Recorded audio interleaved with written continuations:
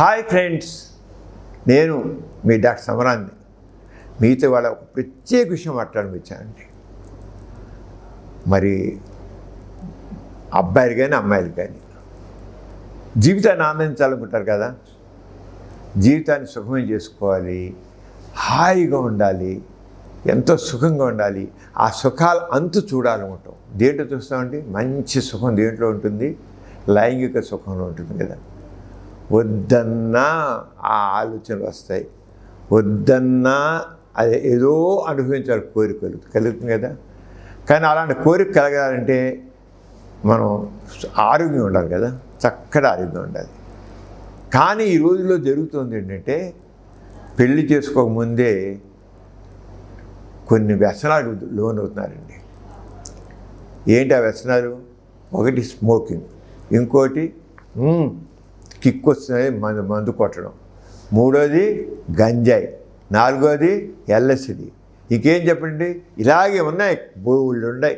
Tablets కూడా ట్రాంక్లైజర్స్, ఇన్ని రకాల మాదక ద్రవ్యాలు మనని చుట్టముడుతున్నాయి. గుర్తుంచుకోండి, మన చాలా చేస్తున్నాయి. అందులో ఏంటంటే ఒక్కసారి చూద్దాం అని అనుకుని వాడికి దాసం అవుతున్నారు. లేదా ఫ్రెండ్స్ కూడా వేసుకోరా, కిక్ వస్తుంది, దిరగేసేస్తాం అంటుంటారు. దాంతో వాళ్ళు అవుతున్నారు. కానీ ఇది కరెక్ట్ కాదు. దీంతో ఏమో తెలుసా మీకు? ఎవరైతే మాదక ద్రవ్యాలకు వేసుకుని కిక్కు తెచ్చుకుని ఏదో విరగదీద్దామని కొత్తగా పెళ్ళైన వాళ్ళు, పెళ్ళి కాకుండా పార్టీలు ఉన్నాయి కదా. మరి అందులో హైదరాబాద్ సిటీలు, విజయవాడ సిటీలు పార్టీలు పెట్టుకుని అమ్మాయిలు అబ్బాయిలు డ్యాన్స్ చేస్తూ, పబ్బుల్లో గెంతులేస్తూ, ఈ మందు కొడుతూ, బిళ్ళలు వేసుకుంటూ, కొకైన్ వేసుకుంటూ, లేదా గంజాయి పీలుస్తూ, లేదా తింటూ, ఇంకో ఏదో చేస్తూ ఆరంగం చేస్తారు. ఏమైపోతుందో తెలుసండి, చివరికి ఏదైతే సెక్స్ని ఎంజాయ్ చేయాలనుకుంటారో సెక్స్ డౌన్ అవుతుంది. రేపు పెళ్ళాక మొత్తం గూయింగ్. పెళ్ళైన వాళ్ళు వేసుకున్నా సరే లైంగిక పటుత్వం పోతుంది. గుర్తుంచుకోండి, ఎవరైనా సరే చెబుతున్నాను. ఈ ట్రాంక్లైజర్స్కి అలవాటు పడ్డా, మందుకు అలవాటు పడ్డా, గంజాయికి అలవాటు పడ్డా, ఎల్ఎస్డికి అలవాటు పడ్డా, లేకపోతే పెసిడిను మార్కెళ్ళడానికి అలవాటు పడ్డా, ఏదో మాదిరిగాలకి చేసుకున్నా సరే సెక్స్ పరంగా వీక్ అయిపోతారు. తర్వాత పనికిరాకుండా పోతారు. పోదాలే వయాగ్ర వేసుకుందాం, అయితే పోయిందండి వయాగ్ర వేసుకుందాం అంటారు. వయాగ్ర అసలే పోయిన వాడికి ఈ వయాగ్రలు చేస్తాయండి? ఏం చేయవు. వయాగ్ర ఏం చేయదు, మీకేం చేయదు. హెల్త్ చక్కగా ఉంటేనే ఏరా కావాలంటే అప్పుడు వయాగ్ర వేస్తే కాస్త ఉపయోగపడుతుంది. కానీ ఏదో వయాగ్ర వేసుకుని పరచేద్దాలే పర్వాలేదు, ఈ ఖుషియే ఆ ఖుషి అనుకుంటే కుదరదు. ఏమైపోతుంది? ఈ కొట్టగానే మన బ్రెయిన్ మొత్తానికి మనకంతా చక్కగా కిక్కిచ్చేది మన మెదడు. ఆ మెదడుకి పడుతుందండి అక్కడ నరాలు దెబ్బతింటాయి. అక్కడి నుంచి నిదానానికి శరీరంలో నరాలన్నీ డౌన్ అవుతాయి. చివరికే లైంగిక, ఆడవాళ్ళు కూడా అంతే, మగవాళ్ళు కూడా అంతే. గుర్తుంచుకోండి, ఎవరికైనా సరే లైంగిక పటుత్వం పోతుంది, పర్మనెంట్గా పోతుంది. మరీ ఎక్కువ కొడితే మాత్రం పర్మనెంట్గానే పని కాకుండా పోతారు. ఏదోలే డాక్టర్ దగ్గరికి వెళ్దాం, మందు తీసుకున్నాం, ఫలా డాక్టర్ ఉన్నాడు కదా వెళ్దాంలే, అక్కడ మందు వేద్దాంలే, మామూలైపోతాం, ఇప్పుడు మాత్రం ఎంజాయ్ చేద్దాం అనుకుంటే మాత్రం ఆ ఎంజాయ్మెంటు మీ భవిష్యత్తుని నాశనం చేస్తుంది. మీరు ఒకవేళ పెళ్ళప్పుడు అప్పుడు కొద్దిగా కొకైన్ వేసుకెళ్దాం, గంజాయి వేసుకెళ్దాం, వేసుకెళ్దాం. ఒక చిన్న విషయం చెప్తారండి, ఒక చిన్న విషయం మొన్నే జరిగింది. ఒక ఆయన పెద్ద ఆయన పెళ్ళి ఘనంగా చేశాడు. ఎంతమందో వచ్చారు. పెళ్ళి కొడుకు ఆ బట్టలు మార్చుకుని మధ్యలో మంగళసూత్రం బట్టలు మార్చుకోవడానికి వెళ్ళాడండి. వెళ్ళాక ఇక వణుకు మానేయండి, జేబులో తీసి ఆ కొక్కైన వేసుకున్నాడు. చివరికి ఆ రూమ్లోంచి బయటికి రాలేకపోయాడు ఆయన.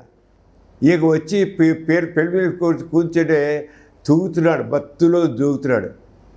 చివరికి ఆ పెళ్లి కూతురు మండి ఆ తలంబ్రాసి నెత్తిని కొట్టి వీడు బంధుభాయి గారు వెళ్ళిపోయింది, లేచి వెళ్ళిపోయాడు. అప్పుడు పెళ్లి ది రియల్ స్టోరీ.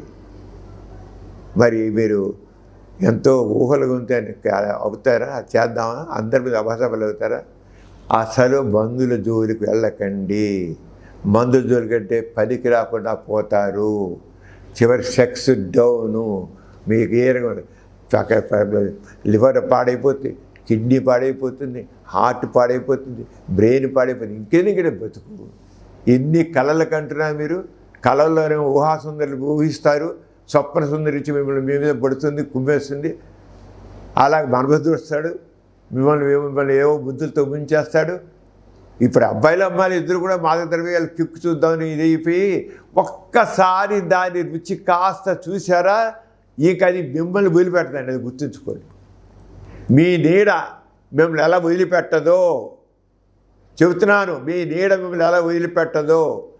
మత్తు పదార్థాలకు అలవాటు పడితే ఆ పదార్థాలు మీరు మీ దగ్గర ఉంచుకోకుండా ఉండలేరు.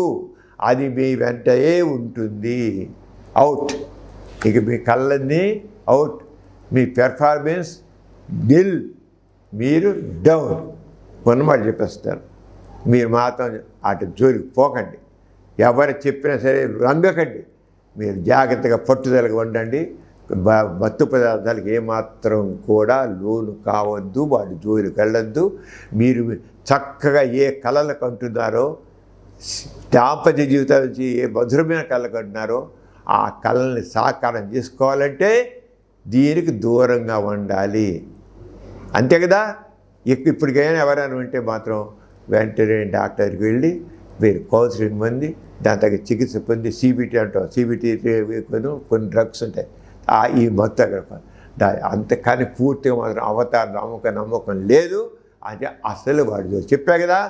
ఒక్కసారి మీరు ఆ మత్తు పదార్థం అలవాటైతే మీ నీడ మిమ్మల్ని ఎలా వదలదో ఆ మత్తు మందుల అలవాటు కూడా మిమ్మల్ని వదలదు. మీ బతుకు నాశనం చేస్తుంది. అంచేత చెప్పినది గుర్తుంచుకోండి. మీ లైంగిక సమాచారం చక్కగా ఉంచుకోండి. జీవితాన్ని ఆనందించండి, హాయిగా ఉండండి. ఇంకోటి చెబుతున్నాను, ఏదో తర్వాత పెళ్ళి అయ్యాక మత్తు పదార్థానికి అలవాటు పడ్డా అనుకోండి, అలవాటు పడ్డ ఎప్పుడేం చేయొచ్చు. అలవాటు ప్రతి తల్లి కూడా, ప్రతి స్త్రీ కూడా తనకి పిల్లలు పుట్టాలి అని కోరుకుంటుంది. ఒక బిడ్డకి తల్లినివ్వాలి అని అనుకుంటుంది. ప్రతి స్త్రీ కూడా కళ్ళకు ఉంటుందండి ఒక బిడ్డకి తల్లిని కావాలి. కానీ ఎవరైతే మత్తు పదార్థాలకి లోనవుతారో, అబ్బాయిలైతేనేమో మత్తు పదార్థాలు లోనవుతే వాళ్ళ వీరికణాలన్నీ లేకుండా పోతాయి. అది గుర్తించండి. మగవాళ్ళలో వీరికణాలు లేకుండా పోతే వీర్యం కూడా తగ్గిపోతుంది కూడా. అసలు వీర్యం పడదు. కొంతమందికి పడ్డా దానిలో వీరికణాలు ఉండవు. అంటే టెస్టిస్ పాడైపోతుంది. ఎందుకని ఒక నాశనం. అలాగే ఆడవాళ్ళకి వాళ్ళలో అన్నం విడుదల ఉండదు. ఒకళ్ళు అన్నం విడుదలైనా గర్భం దాచిన అబార్షన్లు అయిపోతుంటాయి. గర్భం దాచినా ఉండదు. మీరు ఏ కళ్ళకి అంటారో బంగారం అండి పిల్లలకి కనాలి, బంగారం అండి బిడ్డకి తల్లిని అవ్వాలనుకుంటారే, అది రాదు. మీలో ఇన్ఫెర్టిలిటీ వచ్చేస్తుంది, సంతానలేమి. ఇప్పుడు చూసారా ఊళ్ళ నిండా ఫెర్టిలిటీ సెంటర్స్ ఉన్నారు. వాడి చోట తిరుగుతూనే ఉంటారు. బతుకులు నాశనం తప్ప మీ కళ్ళన్నీ వేరుకు విరగకుండా పోతాయి కనుక వాడికి దూరంగా ఉండండి.